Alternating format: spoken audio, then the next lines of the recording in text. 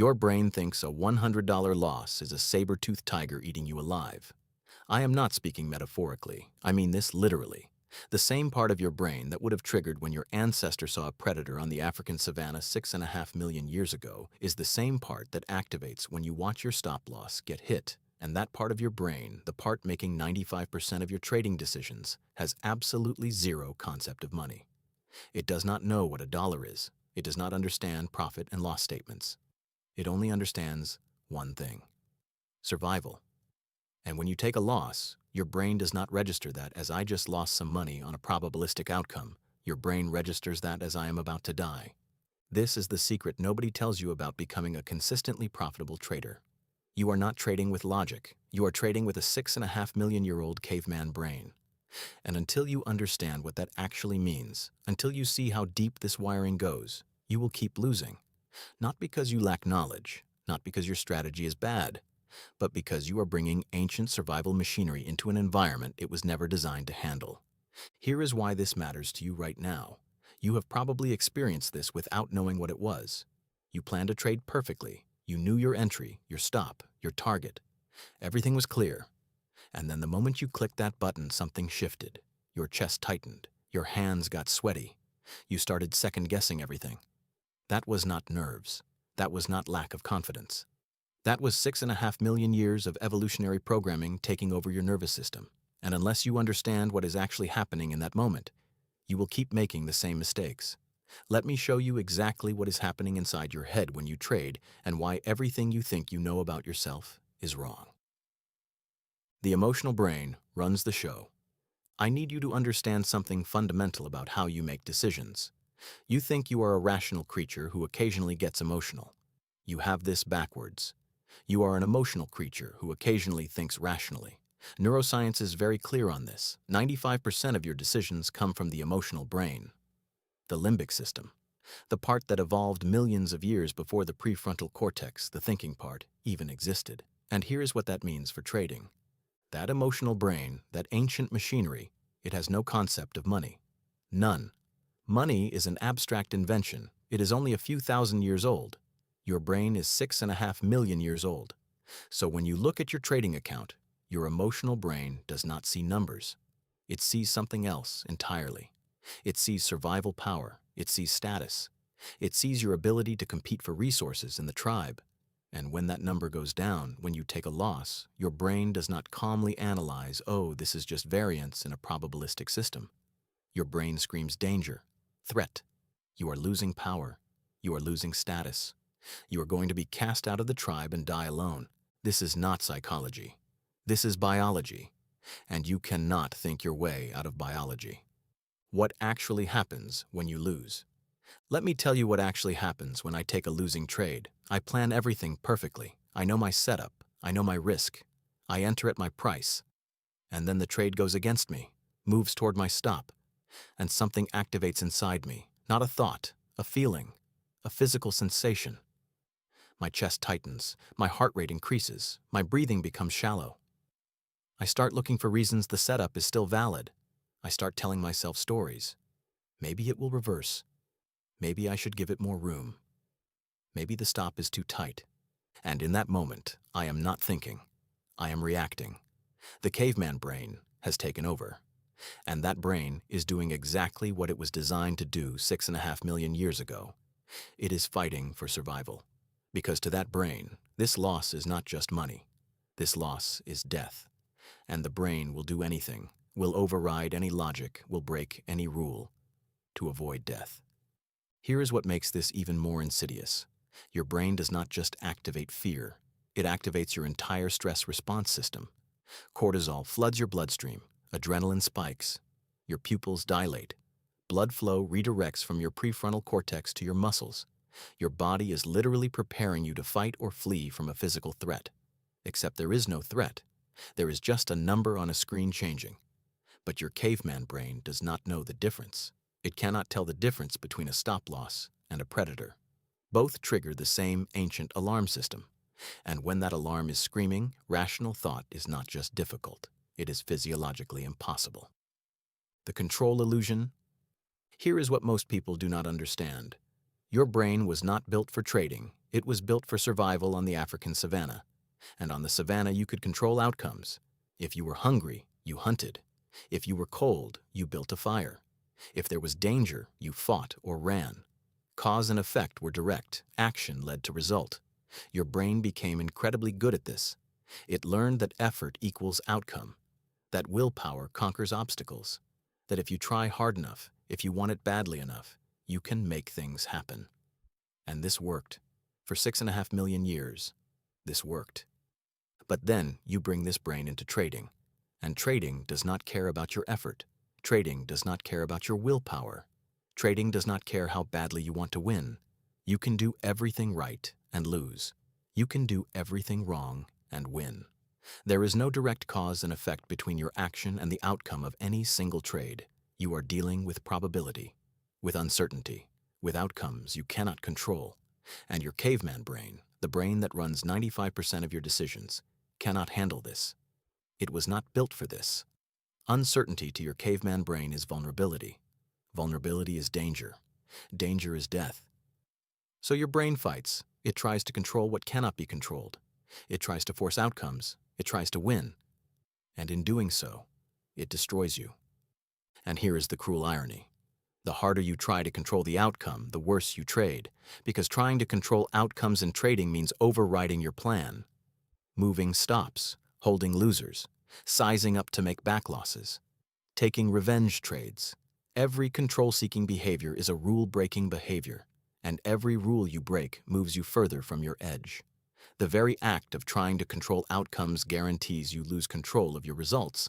This is the paradox that destroys most traders. The solution feels like surrender, and surrender feels like death to a brain wired for control. Family programming, layers on top. Now layer on top of this evolutionary wiring something else, your family. I grew up in a competitive family. Winning meant something. Losing meant shame. Not explicitly. Nobody sat me down and said, if you lose, you are worthless. But the message was there.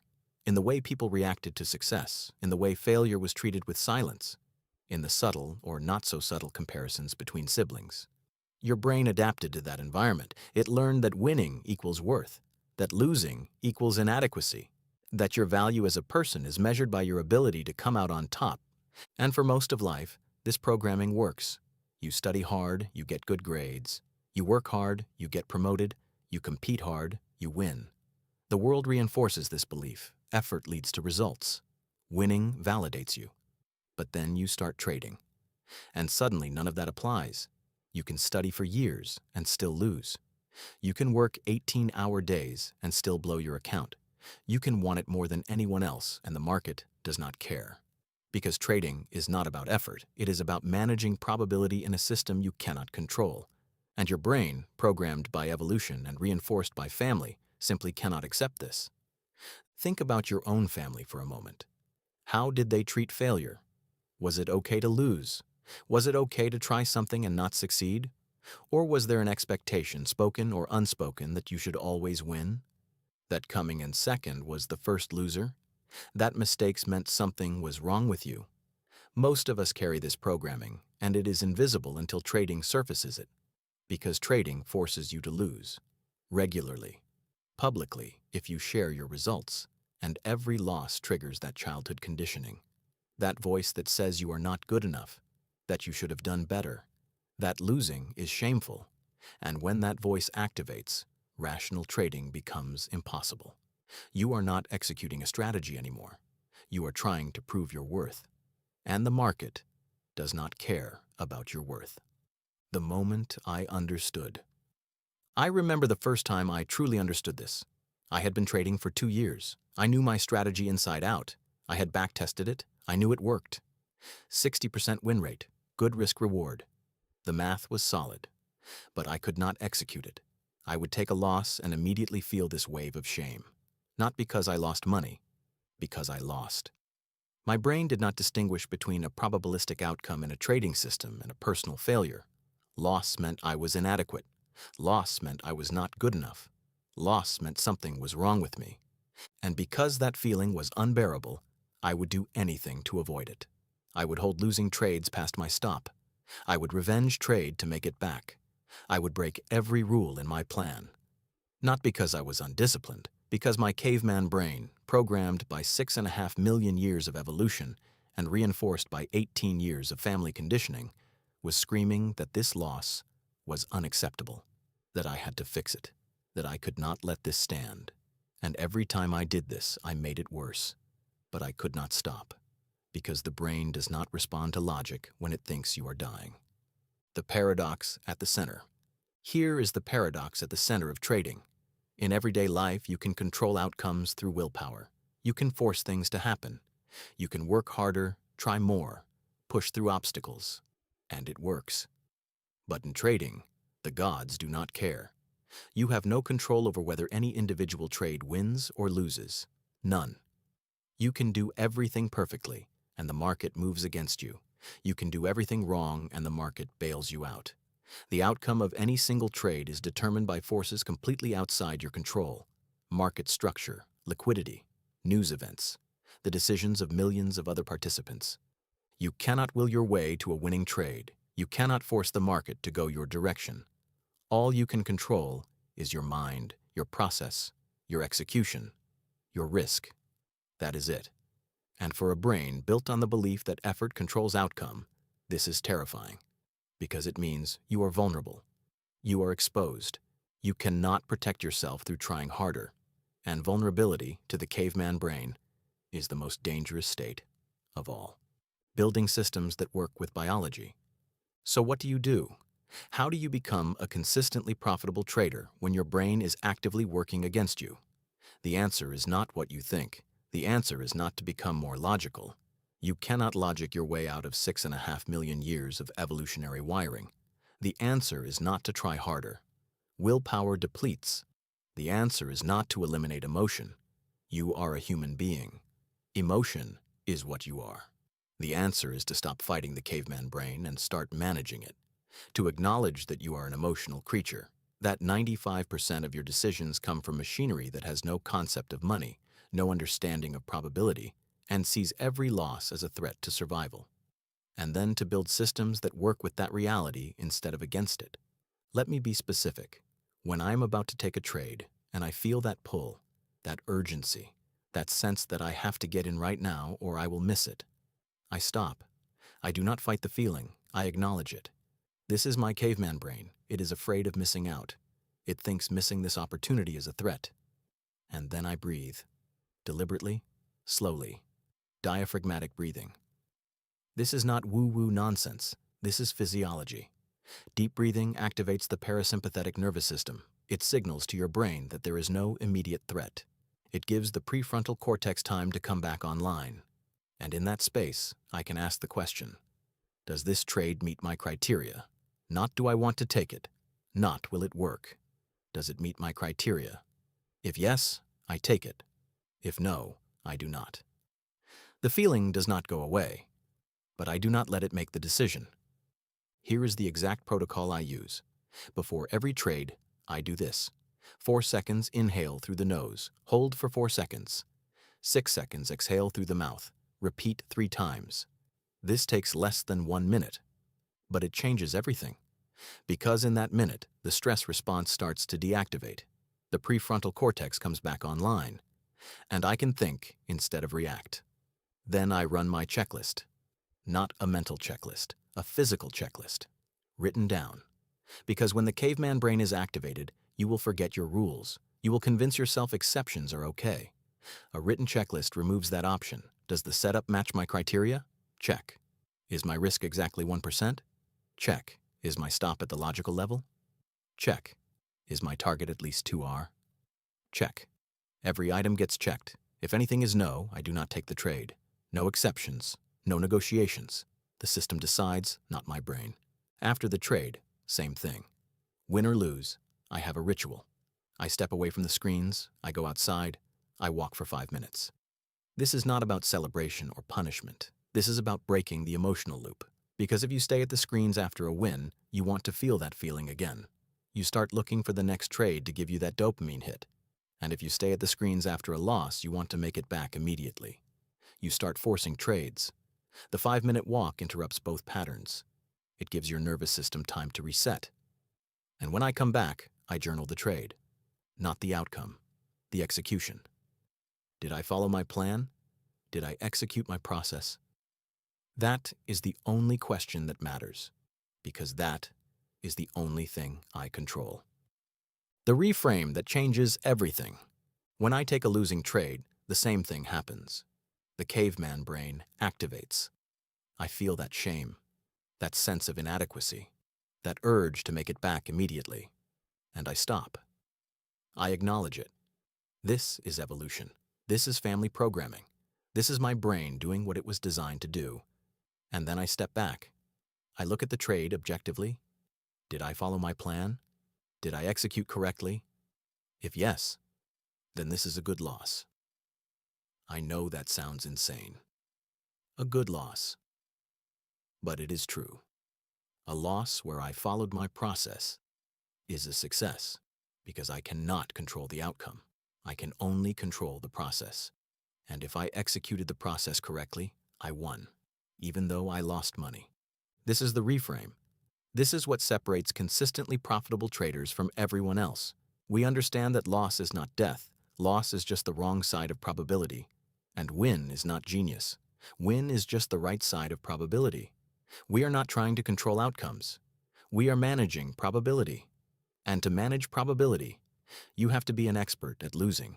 You have to be able to take a loss, feel everything that comes with it, and not let it change your next decision.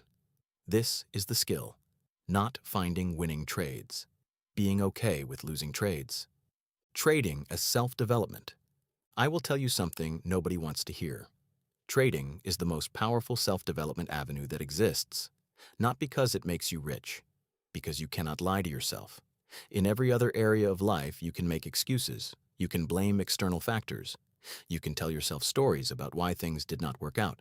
But in trading, cause and effect slam you. You make a decision. The market gives you immediate feedback. You either made money or you lost money. There is no ambiguity. And over time, over hundreds of trades, the market shows you exactly who you are. It shows you your fear, your greed, your need for control, your childhood programming, your evolutionary wiring. Everything you have been running from your entire life, trading, will surface it. And you have two choices: face it or quit.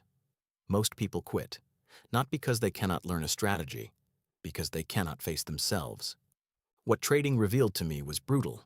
It showed me I was terrified of being inadequate, that underneath all my confidence, all my achievement, I believed I was not enough.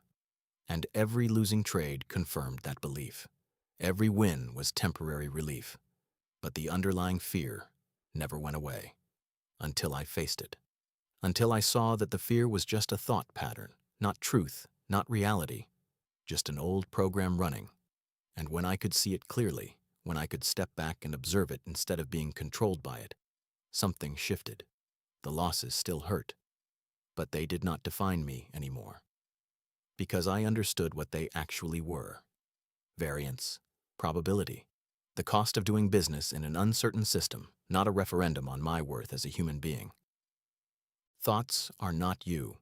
Here is what I learned. You are not your thoughts. This is the most important thing I can tell you. You think you are having thoughts. You are not.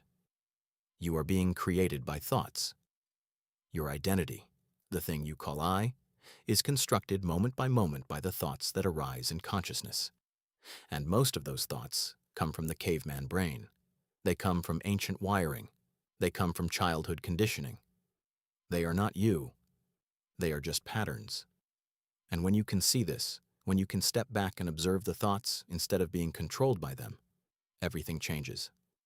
A losing trade happens. The thought arises, I am a failure.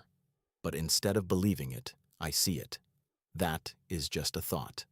That is my caveman brain interpreting this loss as a threat to survival. That is my family programming saying losing means inadequacy. And in that space, that gap between the thought and the reaction, I have choice.